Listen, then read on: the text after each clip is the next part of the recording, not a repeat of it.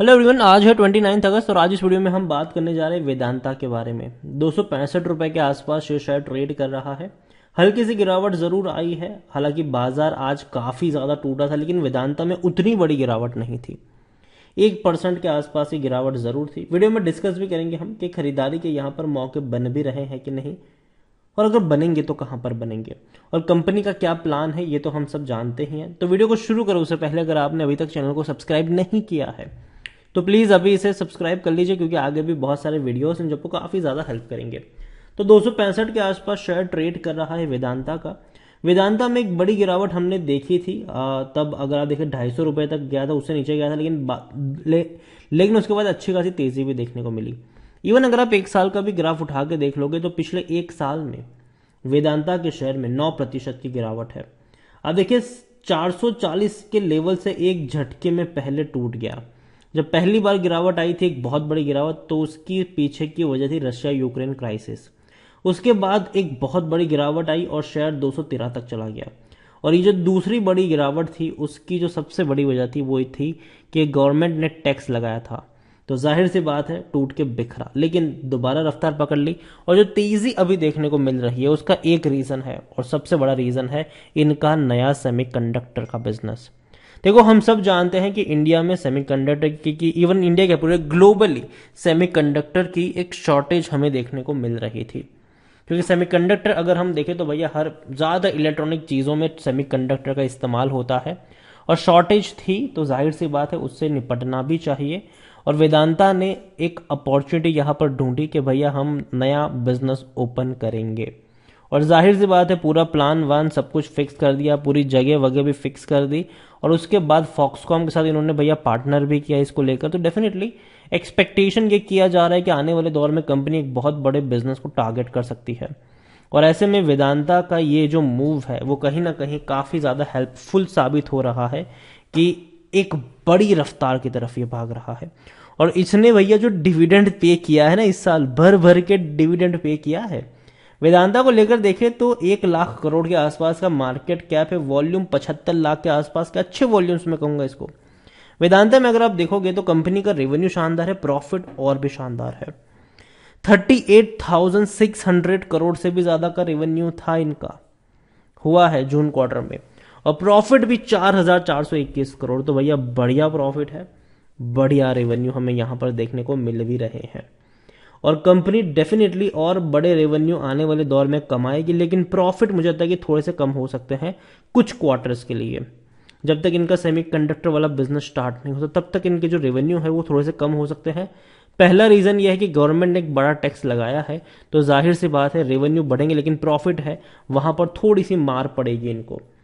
यहां पर अगर हम देखें तो प्रमोटर की जो सबसे बड़ी बुरी चीज है वो ये है कि प्रमोटर के सारे शेयर्स गिरवी पड़े हुए हैं यहां पर। और ये सबसे बड़ी दिक्कत है कि प्रमोटर के पास होल्डिंग तो है, लेकिन भैया सभी के सभी शेयर्स गिरवी रख के बैठे हैं ये लोग। यहां पर आप देखो तो according to Moneycontrol user 10% लोग कह रहे हैं कि बेच दो, 90% लोग कह रहे हैं खरीदारी करो। कंपनी ने जो भर भर के डिविडेंड बांटा है, अगर आप उस पर नजर करोगे तो आपको पता चलेगा कि इसी साल पहले 13 रुपए का डिविडेंड पे किया, फिर 31 रुपए 50 पैसे, फिर 19 रुपए 50 पैसे। तो कंपनी ने जो डिविडेंड दिया है ना, भर भर के आपको डिविडेंड दिया है यहां पर, और बहुत ही बड़ा डिविडेंड इसने पे किया है। और कंपनी डेफिनेटली आप देखो तो इसे पिछले साल भी अच्छा डिविडेंड पे कर चुकी है।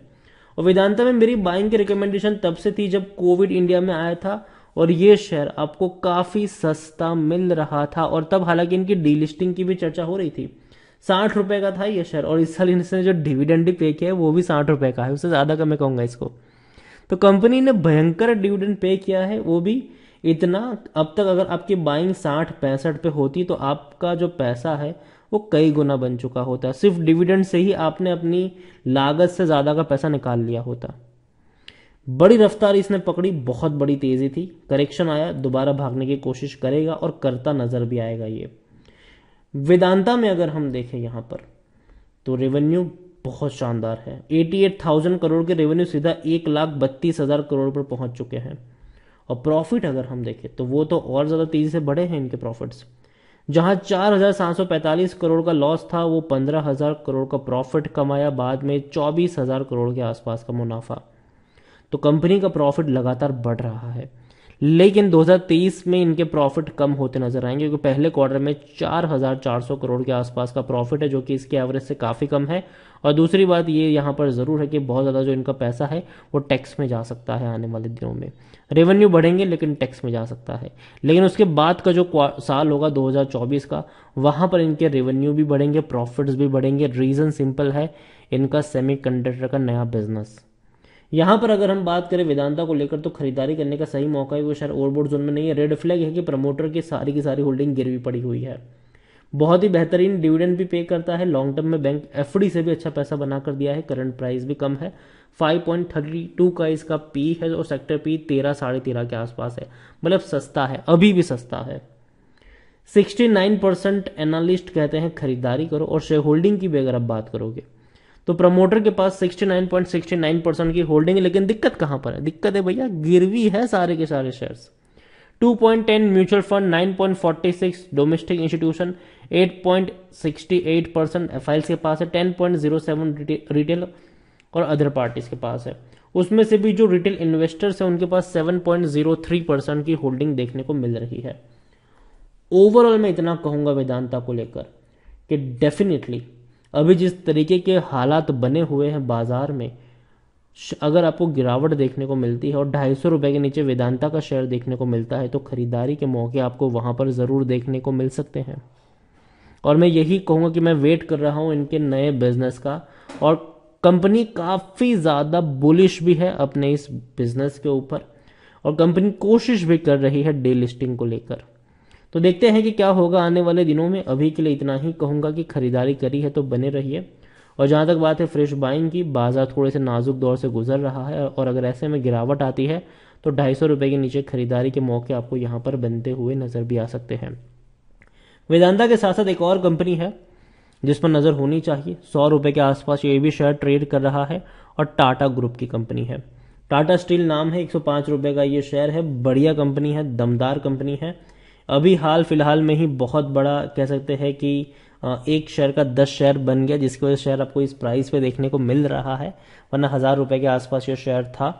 टाटा स्टील बेहतरीन कंपनी जरूर है, लेकिन डेफिनेटली बात करना बनता भी है कि जिस तरीके हालात मार्केट में बने हुए हैं, ऐसे में टाटा स्टील खरीदना सही होगा कि नहीं, और होगा तो कहां पर होगा, उसके बारे में अगर आप चाहते हैं कि मैं डिटेल में एक वीडियो लेकर आऊं तो कमेंट में टाटा स्टील जरूर लिखिएगा। तो वीडियो को यहीं पे एंड करता हूं। पसंद आया हो तो लाइक करो, शेयर करो। चैनल पर अगर पहली बार आए तो प्लीज सब्सक्राइब करो। वेदांता के बारे में आप क्या सोचते हैं वो भी आप मुझे कमेंट में लिखकर बता सकते हैं। Thank you.